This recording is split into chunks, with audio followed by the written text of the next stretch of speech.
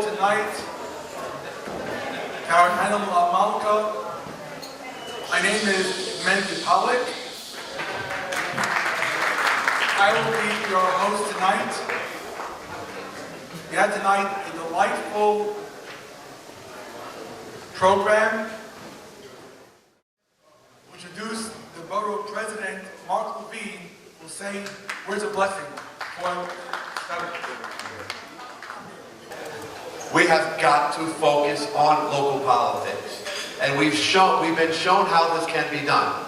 In Westchester County, last June, the Jewish community rose up and showed its political power and defeated a Congress member who was opposed to Israel and hostile to the Jewish community and elected George Latimer. This was an earthquake in Jewish politics. We need to bring that model to New York City. We need to register Jewish voters. We need to boost Jewish turnout.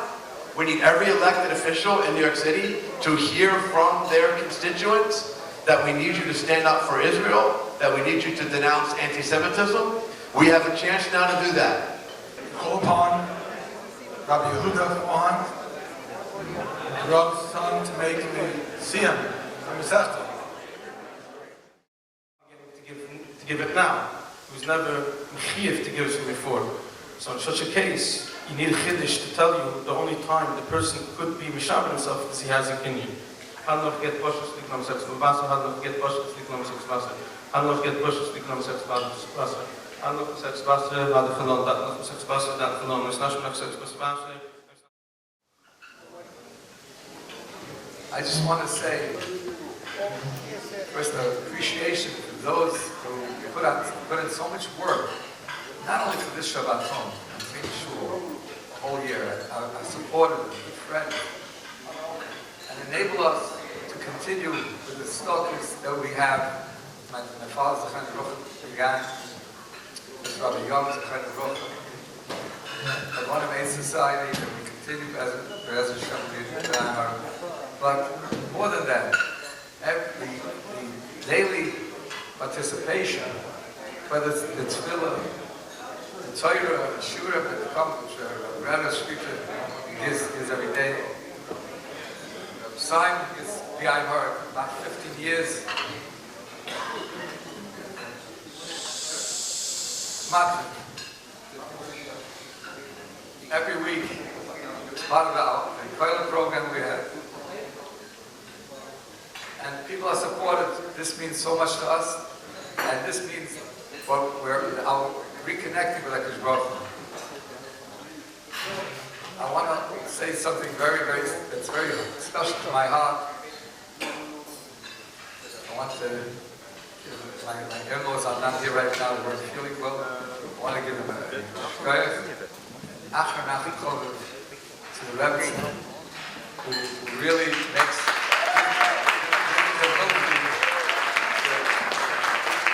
she has a good part being involved in the sisterhood, making it happen. St. Philip every Sunday, all the people that are in need, and all the friends that have made this event, Rabbi Yaakov Yosef, Rabbi Shea Mandel,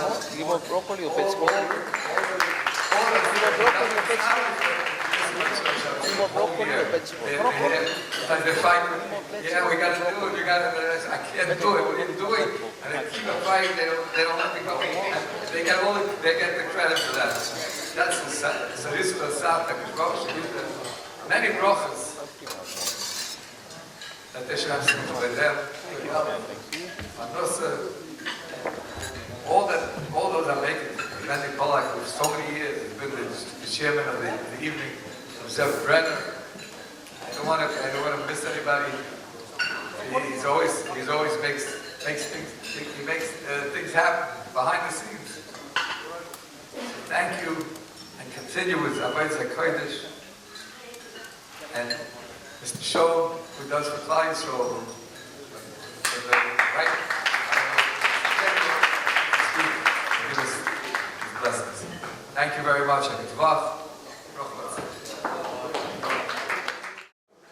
One of my favorite guests on the radio over the years has been David Schoen.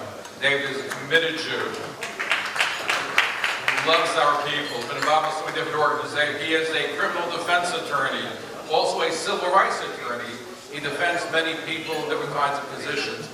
You may recall him from the second impeachment hearings, where he's one of the lawyers that represented President Donald Trump. No move tonight. You may recall that he got a lot of international attention when he made a blessing, when he he put his hand over his head to simulate the Yom. Got a lot of worldwide attention for it.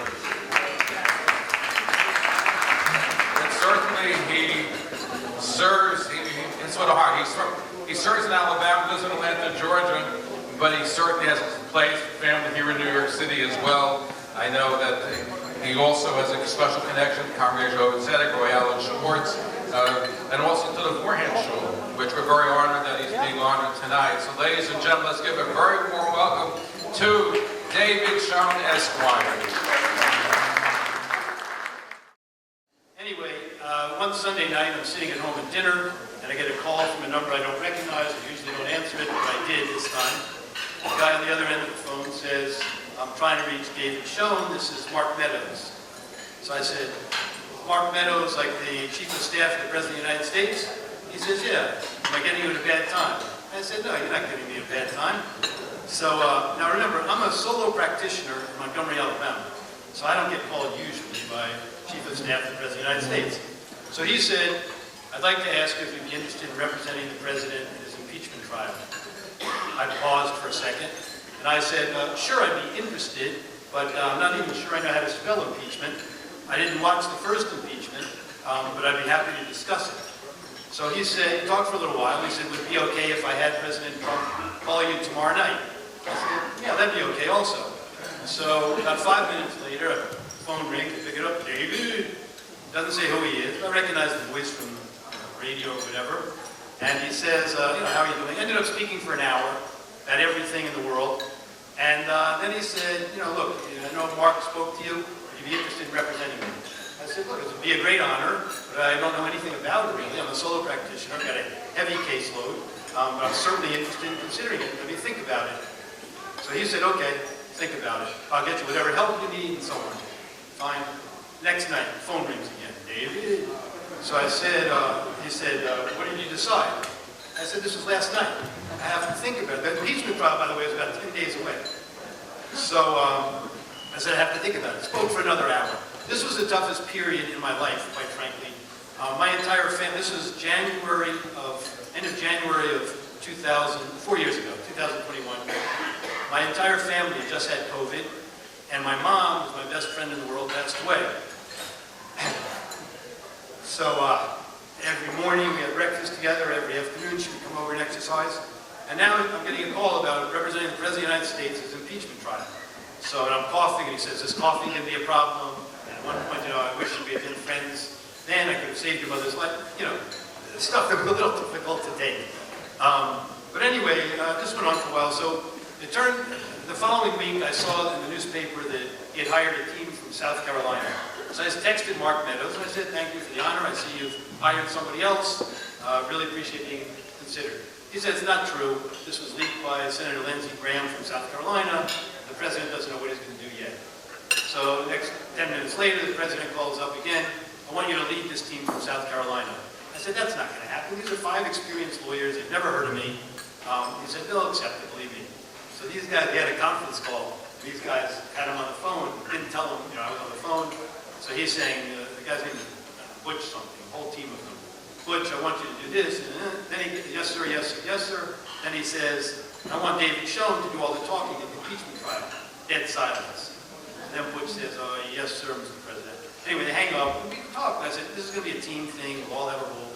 So on. That Shabbos, the president's team of guys, from inside his White House, met with the South Carolina people and fired them. So Sunday, he calls me up. Now it literally is 10 days before the impeachment trial. He said, David, I want you to do this yourself. He said, it's impossible. There are briefs that have to be written. Again, I don't know anything about impeachment. Oh, he said to me at one point, well, this isn't really what you do, is it? I wanted to say, yeah, I've been practicing 200 years. I've done all of the impeachment trials, but I didn't. I said, no, it's really not what I do, but I don't think anybody else does either. anyway, so they got me some help. That turned out to be a disaster. But any event, it went well. It was a great honor. I wasn't sure whether I should do it, quite frankly, but I called up. I clerked for a federal judge. I called up his son. He passed away. They said my father would have said, the President of the United States asks you to do something, you do it, unless it's to commit a crime. So I said I would do it, and I went from there to a CNN piece afterwards that said, how did a civil rights lawyer become the go-to guy for...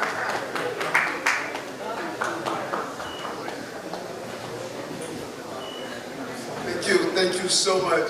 And Jeff, what you want to do is you run the show. You know, this story is told as a fellow walks into a bakery in Borough Park, Brooklyn. And he goes, how much is a Danish? And the man behind the counter says, $10. He goes, $10 for a Danish? He goes, yes, half for me, half for Israel. Okay, all right, okay. He goes, how much can I buy a challah? He goes, a challah is $20. $20 for a challah? Highway robbery, what's going on? He goes, half for me, half for Israel. Can I see your boss, please? Sure. Hey, Israel, somebody wants to see you. The reason why I mentioned that, our mayor is not half Israel. He's 100% for Israel and the Jewish community.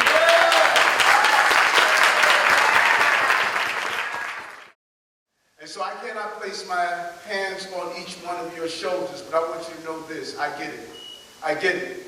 I get it that you are watching anti-Semitism proliferate across our entire country and the entire globe.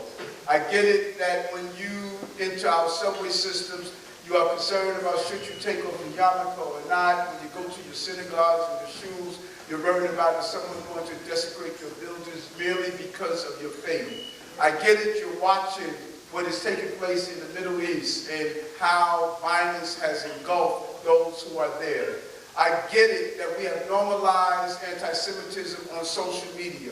I get it that hate crimes have increased across the city, entire globe. I get it, but I want you to get this. I have been a mayor that has supported the right of all faith in general, but specifically the right of Jewish people to live in this city, the largest Jewish population in the entire country. You will be safe in this city. That's my promise.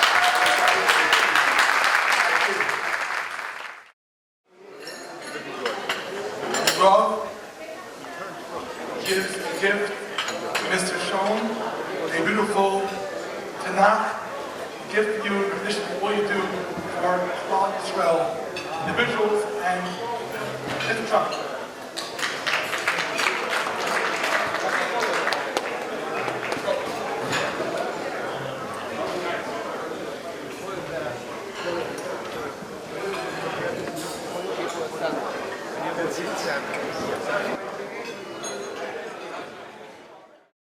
And now, I'm about to introduce the keynote speaker, Benzion Klatzko, a world-renowned author, speaker, involved in Kiev. If you cut to the heart of Judaism, what is Yiddishkeit in a word? It is a relationship. It is called a relationship in the Torah over 500 times. B'ni b'chori Yisrael, Yelash Hashuim, Mashkech min ha'chalonis, Beitz min ha'charakim, Kol dod min ha'zabadofe, Shema Yisrael, V'ahavtas Hashem Elokecha. Again and again and again and again, says Hashem, not a religion, a relationship. And not only that, it's built like a relationship. It functions like a relationship. It's halachas, it's mitzvahs, our relationship mitzvahs. By the way, it doesn't even work very well as a religion. Who ever heard of a religion that turns people away? You don't want this. Makes it hard on people. It's a relationship. It's the reason that we don't run after Gerim. Because it's a relationship. And if someone says, hey, I want to be Jewish, we say, no, you don't. Come back. For the same reason that if somebody gets down on one knee on the first date and says, will you marry me? You would say that, you don't even know me. No. You want to be in a relationship, be in a relationship. It's called a relationship again and again.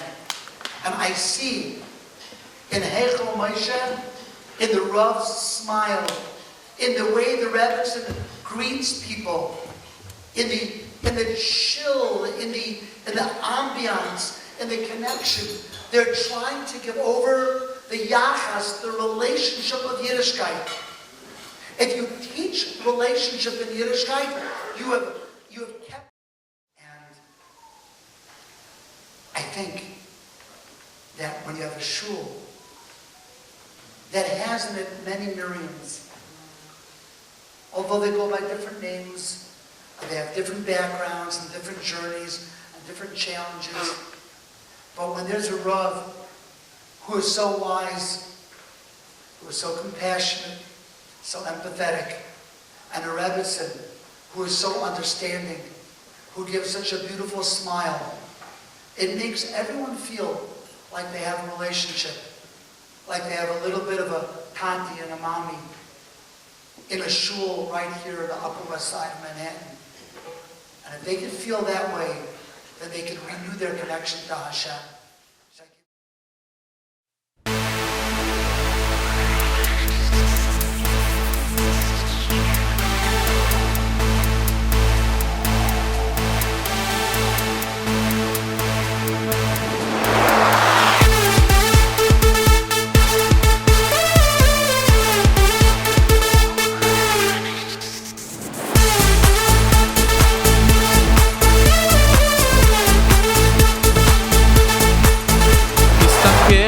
ושם מסביב לעולם יש צרות, דאגות, החיוך נעלם מחר תראה רק שחור כי גם זה יעבור והכל יסתדר כי השם יעזור יש תקווה, נשאיר כולנו יחד יש אמונה חזקה מכל הפחד לא ניפול, לא נרד כי אנחנו לא לבד יש לנו השם אחד